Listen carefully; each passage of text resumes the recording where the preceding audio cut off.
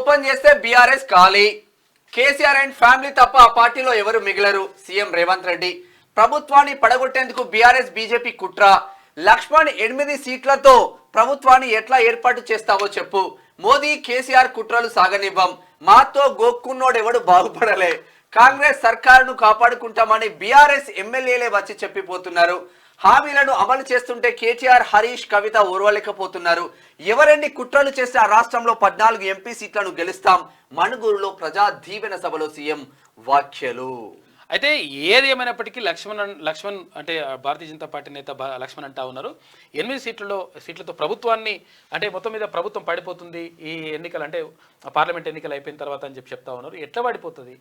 మీరు ఉన్నదే 8 మంది, తర్వాత ఒకవేళ బీఆర్ఎస్ ఉంటే 39 మంది, మీ ఇద్దరు కలిసి మరి ఇంకేమైనా చేస్తారా ఇదని చెప్పేసి ముఖ్యమంత్రి అడుగుతా ఉన్నారు. మరోవైపు ఏమవుతుందంటే అసలు యాక్చువల్గా బీఆర్ఎస్కి సంబంధించినటువంటి ఎమ్మెల్యేలే మీ ప్రభుత్వం బరాబర్ ఉంటుంది, మంచిగా ఉంటుంది అని చెప్పి చెప్పిపోతున్నారు. దాని అర్థమైందంటే మేము కూడా వస్తామని చెప్పి చెప్తున్నాం. ప్రకాష్ రాజేంద్ర నగర్ ఎమ్మెల్యే ప్రకాష్ గౌడ్ పోయి, మా చేవెల్లి ఎమ్మెల్యే ఒక్కొక్కరు పోయి చాలా మంది పోయిరు. భద్రాచలం మెదక్ నుంచి 4 ఎమ్మెల్యేలు వచ్చి, భద్రాచలం ఎమ్మెల్యే అవును వెంకట్రావు బాయ్, తెల్లం వెంకట్రావు అందరు కూడా వచ్చిపోతున్నారు. కాబట్టి ఇది ఏంటంటే 15 మంది ఆల్రెడీ రెడీగా ఉన్నారు.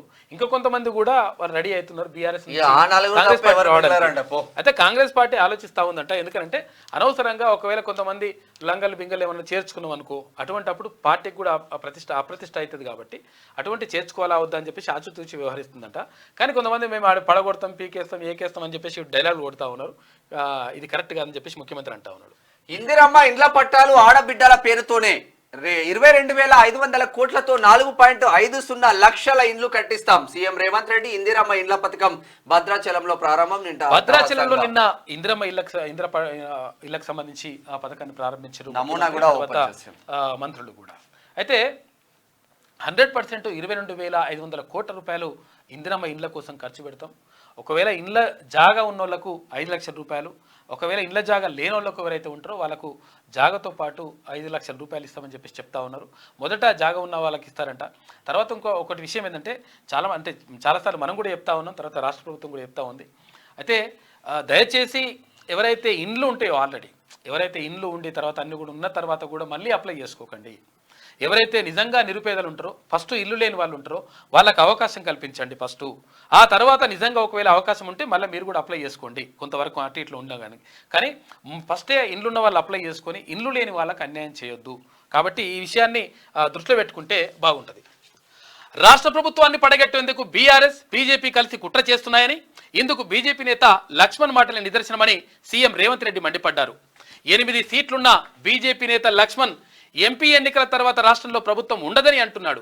అయ్యా లక్ష్మణ్, 8 సీట్లతోటి నువ్వు ఎట్లా ప్రభుత్వాన్ని ఏర్పాటు చేస్తావో చెప్పు. అంటే బీజేపీ, బీఆర్ఎస్ ఒక్కటే ఈ ప్రభుత్వాన్ని పడగొట్టాలని కుట్ర చేస్తున్నట్టే కదా. మోదీ, కేసీఆర్ కలిసి మా ప్రభుత్వాన్ని పడగొట్టాలని చూస్తే ఊరుకోం. మాతో గోక్కున్నోడెవడు బాగుపడలే అని హెచ్చరించారు. ఒకవేళ తాము గేట్లు తెరిస్తే బీఆర్ఎస్లో కేసీఆర్, ఆయన ఫ్యామిలీ తప్ప ఎవరూ మిగిలినని అందరూ కాంగ్రెస్ కండువా కప్పుకుంటారని రేవంత్ రెడ్డి అన్నారు. ఇక భద్రాద్రి కొత్తగూడెం జిల్లా మణుగూరులో సోమవారం నిర్వహించిన ప్రజా దీవెన సభలో సీఎం మాట్లాడారు. అభయహస్తం హామీలను ప్రభుత్వం అమలు చేస్తుంటే ఓర్వలేక కేటీఆర్, హరీష్ రావు, కవిత శాపనార్థాలు పెడుతున్నారని ఆగ్రహం వ్యక్తం చేశారు. ఇక బీఆర్ఎస్ ఎమ్మెల్యేలు మాత్రం ఇందిరమ్మ రాజ్యాన్ని కోరుకుంటున్నారని చెప్పేసి అక్కడ ముఖ్యమంత్రి చెప్తా ఉన్నాడు. ఇక నిన్న యాదగిరిగుట్ట లక్ష్మీనరసింహస్వామి బ్రహ్మోత్సవాలు కూడా ప్రారంభమైపోయినాయి.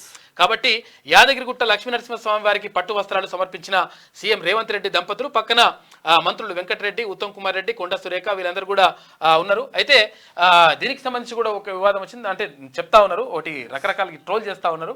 దానికి సంబంధించి కూడా మనం వివరాలు చెప్తాము. ఇంకా చాలా కీలకమైనటువంటి విషయాలు మనం చర్చించుకునే ఉంది. అయితే ఇక్కడ ఏమంటున్నారు, అయితే గేట్లు తెరిస్తే ఎట్టి పరిస్థితుల్లో బీఆర్ఎస్ పార్టీలు ఎవరు కూడా ఉంటారని చెప్పేసి ముఖ్యమంత్రి అంటా ఉన్నాడు. చూద్దాం అవుతారు. అంటే ఇవాళ కలిసి కనిపిస్తే తెలంగాణ ప్రజలు చెప్పుతో కొడతారని సీకట్ల ఒప్పందం చేసుకొని ఒకడు అలాయి బలాయి చేసుకొని మోడీ, కేడీ కలిసి కాంగ్రెస్ పార్టీ మీద కుట్ర చేస్తారు. ఎందుకంటే తెలంగాణలో ఇవాళ ఇందిరమ్మ రాజ్యంలో అభయహస్తం పథకాలు అమలు చేస్తుంటే 14 సీట్లు స్పష్టంగా కాంగ్రెస్ గెలుస్తుంది. తెలంగాణ గడ్డ మీద కాంగ్రెస్ జెండా ఎగురుతుందని గుర్తించింది. కాబట్టి ఇవాళ ఇద్దరు కలిసి కుట్ర చేస్తున్నారు.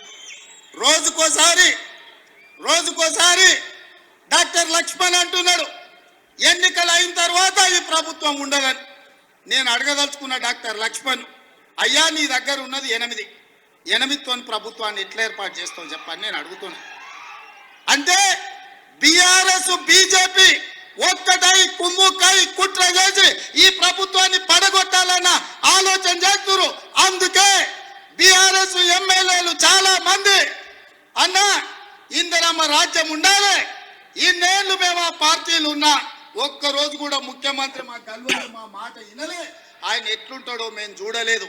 కానీ మీ ప్రభుత్వం వచ్చిన తర్వాత మీ మంత్రులు సచివాలయంలో ఉండరు, మీరు ఇంటికి వచ్చినా కలుస్తున్నారు, సచివాలయంలో కలుస్తున్నారు, పేదల్ని కలుస్తున్నారు, కార్యకర్తల్ని కలుస్తున్నారు, ఆడబిడ్డల్ని కలుస్తున్నారు, అధికారులను కలుస్తున్నారు, సమీక్ష చేస్తున్నారు, అభివృద్ధి చేస్తున్నారు.